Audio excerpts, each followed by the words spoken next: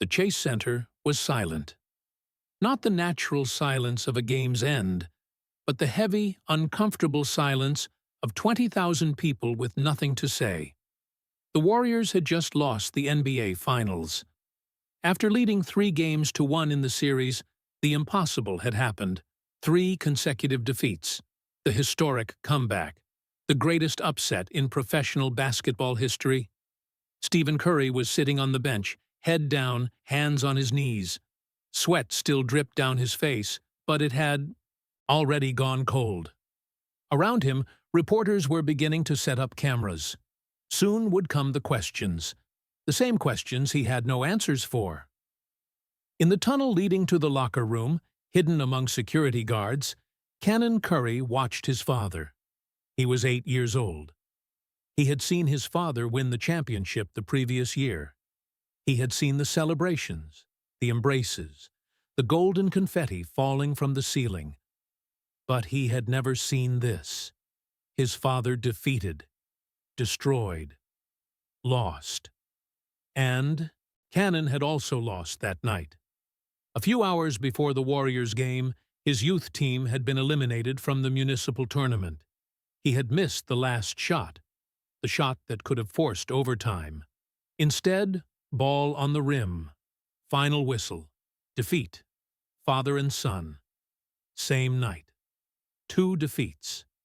Nobody knew yet, but what Stephen would whisper in Canon's ear during the long ride home would change not only that night, but the rest of their lives. Stephen spent 40 minutes in the locker room, enough time for most of his teammates to shower, dress, and leave without saying a word. Enough time for reporters to give up waiting and publish their stories with generic quotes.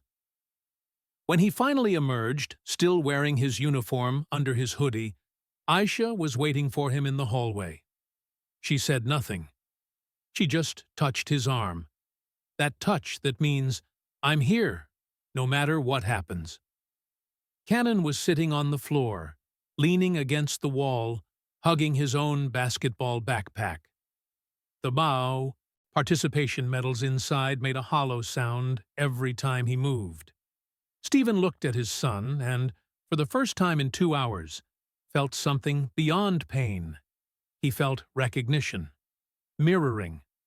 "Let's go home," he said, his voice hoarse.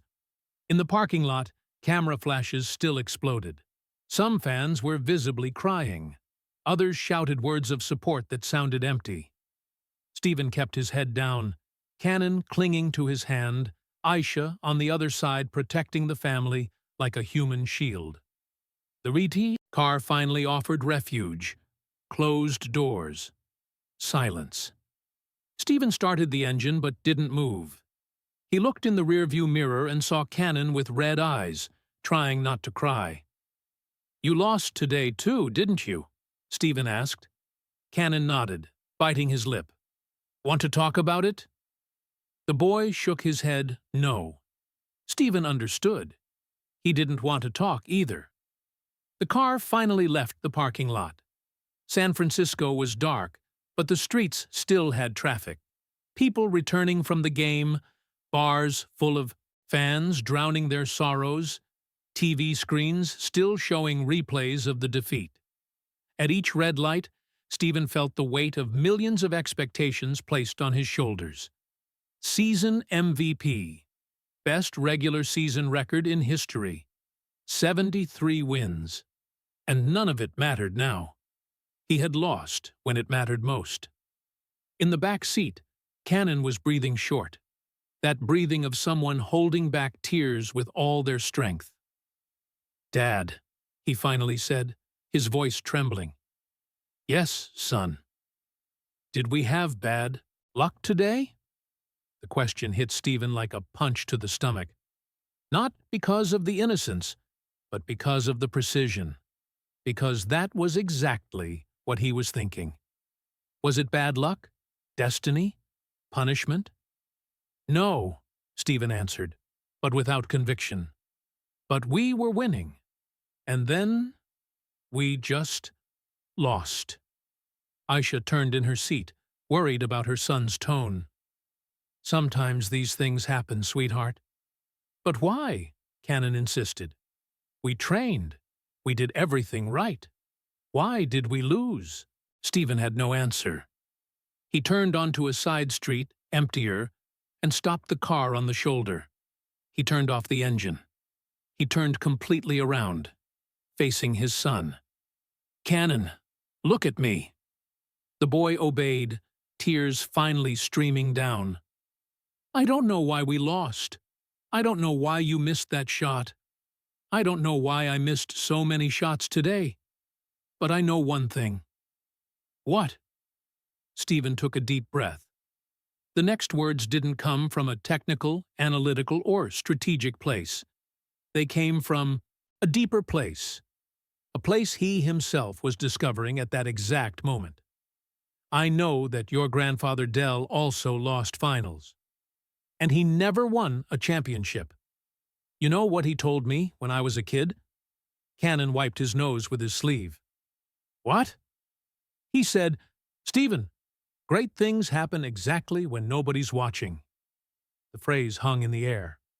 Canon frowned, confused. But everybody was watching today. Stephen smiled for the first time. A sad smile, but genuine. Exactly. Everybody saw us lose. But nobody's going to see what comes next. Nobody's going to see us getting up tomorrow morning. Nobody's going to see us training when it hurts. Nobody's going to see us choosing to continue. Canon processed the words slowly. And that's when great things happen? That's when great things happen. Stephen started driving again, but his mind was decades in the past. Dell Curry, his father. One of the best sixth men in NBA history. 16 years of career. More than 12,000 points. Sixth Man of the Year award. But never a championship. Never even an appearance in the finals. Stephen remembered a specific night. He was 10 years old, almost Canon's age now. The Charlotte Hornets had just been eliminated in the playoffs. First round. Dell had played well, but it wasn't enough. That night, Stephen found his father in the garage at 2 in the morning, shooting balls at a makeshift hoop. Shirtless, sweat dripping, shot after shot after shot. Dad, aren't you going to sleep? Dell stopped, holding the ball, breathing heavily. Not yet. Why? Because nobody's watching. Stephen, at 10 years old, didn't understand. But Dell explained, Son, when you win, everybody's watching. Everybody takes pictures, congratulates you, posts on the internet. But when you lose, everybody disappears. And that's when you discover who you really are. And who are you, Dad? Dell finally smiled. I'm the guy who doesn't give up, even when nobody's watching. That night, Stephen stayed in the garage with his father until sunrise. They shot hundreds of balls. They didn't talk much, just shot. And in that silence, Stephen learned more about character than in any motivational speech. Now, driving through the streets of San Francisco, Stephen realized he was transmitting the same lesson, the same heritage. Not of championships, but of resilience. Your grandfather never won a championship, Stephen said aloud, bringing Canon back into the conversation. Really? Really? And you know what he did after he retired? What? He became a coach. He started training young players. He spent years helping other players achieve the dream he never achieved. Aisha joined the conversation. And he never became bitter, never became resentful. Because he understood that greatness isn't about the trophy on the shelf. It's about what you do when nobody's applauding, Canon completed, still processing. Stephen smiled in the rearview mirror. Now you're getting it. The car stopped at another traffic light. A group of fans was crossing at the crosswalk. Warriors' jerseys, heads down, silent. One of them looked at the car, recognized Stephen, and made a gesture, not of disappointment, but of solidarity. A wave that said, "We still believe in you." Stephen waved back, feeling a lump in his throat. "You know what's the hardest part about losing?" he asked Canon. "What?" "It's that you disappoint a lot of people who believed in you." Canon understood immediately. He had also felt that. The look of parents in the youth locker room, of teammates who counted on him, of the coach who had invested time. "But that doesn't mean you're a failure," Stephen continued. "It means you're human. And humans lose. Humans make mistakes. Humans disappoint. But humans also have the choice to get up and try again." The phrase echoed in the car. Aisha discreetly wiped away a tear. She knew the weight Stephen carried, not just today's defeat, but the accumulated pressure of years of expectations. "Tomorrow morning," Stephen said, now with a firm voice, "you're going to wake up, and the world will continue. People will make fun of you at school. They'll talk about your mistake. And you know what you're going to do?" Canon waited. "You're going to get up, eat breakfast, and you're going to train. Because great things happen when nobody's watching. And when everybody has forgotten about this defeat, you'll have gotten better, stronger, more prepared." "And you, Dad? Are you going to do the same thing?" Stephen didn't hesitate. "Exactly the same thing." The house was dark when they arrived. Stephen turned off the engine, but nobody moved immediately. They stayed there inside the car, in the warm silence of the cooling engine. "Can I ask you a question, Dad?" Canon said. "Always." "Are you ashamed?" The question went straight to the point. Stephen took a deep breath. "I am. Very ashamed." Canon didn't expect this honesty. "But you're Stephen Curry. Everybody loves you. And that's why the shame is so great. Because I know millions of people were watching, trusting in me, and I couldn't deliver." Aisha touched her husband's shoulder. "But you know that doesn't define you, right?" "I know it in my head. But in my heart, it still hurts." Canon unbuckled his seatbelt and leaned forward, touching his father's shoulder. "Dad, you told me that great things happen when nobody's watching. But I was watching today, and I saw you not give up. You missed a bunch of shots, but you kept trying, until the last second. Isn't that great?" Stephen turned completely around, eyes welling up. His 8-year-old son was giving him the perspective he needed. "Yes, it is, son. Yes, it is." They got out of the car. The night was cool. The trees in front of the house swayed with the gentle wind. Everything seemed normal, as if the world hadn't just been turned upside down. Inside the house, Aisha went straight to the kitchen. On the worst days, she always prepared food. It was her way of showing love when words weren't enough. Stephen and Canon sat in the living room. The TV was off, thank God, because certainly all the sports channels would be analyzing the defeat. "Dad, can I tell you something?" "Of course." "When I missed that shot today, I didn't want to go to your game. I thought I would bring you bad luck." Stephen felt his heart squeeze. "Canon, you never bring me bad luck. You're my good luck. You always have been. But we both lost. And we'll both win too. Just not today. And that's okay." Canon hugged his father. A strong, desperate hug from someone who needs an anchor. Stephen reciprocated with the same intensity. "I love you, son. And no matter how many games I win or lose, that will never change." "I love you too, Dad." They stayed there, embracing, while Aisha prepared hot chocolate in the kitchen. The smell of cinnamon began to fill the house. Gradually, that residence that had received two defeated people was beginning to transform into a refuge. Later that night, Canon was in bed, but couldn't sleep. He stared at the ceiling, replaying every second of his game. The missed shot ran on loop in his head. The door opened slowly. Stephen entered, still wearing his warrior's hoodie. "Can't sleep?" "No." Stephen sat on the edge of the bed. "Me neither."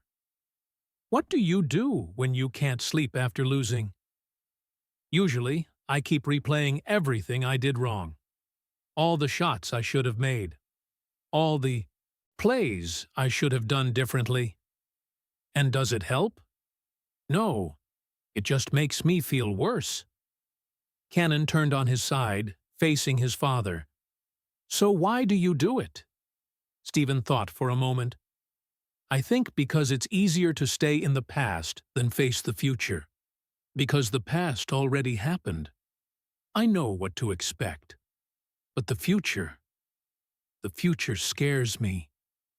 "Are you afraid of the future?" "Every time I lose an important game, I am. I keep thinking, what if I never win again? What if this was my last chance?" "But you know it wasn't, right?" Stephen smiled. "In my head, yes. But the heart takes longer to understand." Silence. Outside, a dog barked in the distance. "Canon, let me tell you something I've never told anyone." The boy sat up in bed, completely attentive. "When I was your age, I promised something to your grandfather. I promised I would win a championship for him, because he never could. And you did, last year." "I did, and it was the happiest day of my life. I called your grandfather after the game, and we cried on the phone. Because I knew I had fulfilled his dream. And now you've lost. Now I've lost. And you know what your grandfather sent me in a message right after the game?" Canon shook his head. Stephen picked up his phone and showed the message. "Son, you lost a game. But you gained something more important. The chance to teach your son how to get up. Just like I taught you. That's worth more than any championship." Canon read the message twice. "Do you understand what your grandfather is saying?" Stephen asked. "I think so. He's saying that losing also teaches." "Exactly. And you know what else?" "What?" Stephen leaned in and whispered in his son's ear, as if telling him the greatest secret in the world. "Great things happen exactly when nobody's watching. And now, in this moment, only you and I are here. Nobody else. No cameras, no reporters, no crowd. And this is where I'm going to promise you something. I'm going to come back stronger. And you will too. Because that's what we do. That's what the Currys do. We get up. Always." The words entered Canon's ears, but lodged much deeper. In his chest, in his heart, in his soul. He felt something change inside him. It wasn't just about today's game anymore. It was about all the games to come, all the future defeats, all the times he would need to choose between giving up or continuing. "Dad, do you promise we'll train tomorrow?" "I promise." "Early?" "Very early. When the sun hasn't even risen yet." "Why?" Stephen smiled. "Because that's when nobody's watching." Canon finally smiled too. For the first time since the final whistle, he felt something like hope. "Dad, can I tell you something?" "Always." "I didn't want you to have lost today. But I'm glad we lost together. Because now we're going to win together too." Stephen hugged his son tightly, hiding the tears that finally streamed down. "I love you, Canon. More than any championship. More than any game." "I love you, too, Dad." Stephen tucked his son in with the blanket, kissed his forehead, and headed toward the door. "Dad," Canon called one last time. "Yes?" "Great things happen when nobody's watching." "That's right, son. That's exactly right." The alarm went off at 5:30 in the morning. Stephen had already been awake for an hour, staring at the ceiling, fighting the urge to check social media and see the damage from the previous night. He resisted, got up, went to Canon's room. The boy was all ready, dressed, basketball shoes tied, backpack ready. "You woke up by yourself?" Stephen asked, impressed. "I couldn't sleep. I kept thinking about training." "And you still want to go? Even tired?" Canon didn't hesitate, especially because I'm tired. Stephen felt pride flood his chest. His son had understood. The court was completely empty. The sky still had stars. The air was cold. Perfect. Stephen threw the ball to Canon. "Today isn't about making shots. It's about trying." Canon positioned himself at the three-point line, took a deep breath, shot, missed, got the rebound, shot again, missed, and again, and again. On the 10th attempt, he made it. But Stephen didn't celebrate. He just handed the ball back. "Keep going." They stayed there for more than an hour. The sun rose gradually, painting the sky orange and pink. The court gained color. But they didn't stop. At one point, Canon looked at his father, sweaty, tired, but smiling. "Nobody knows we're here, right?"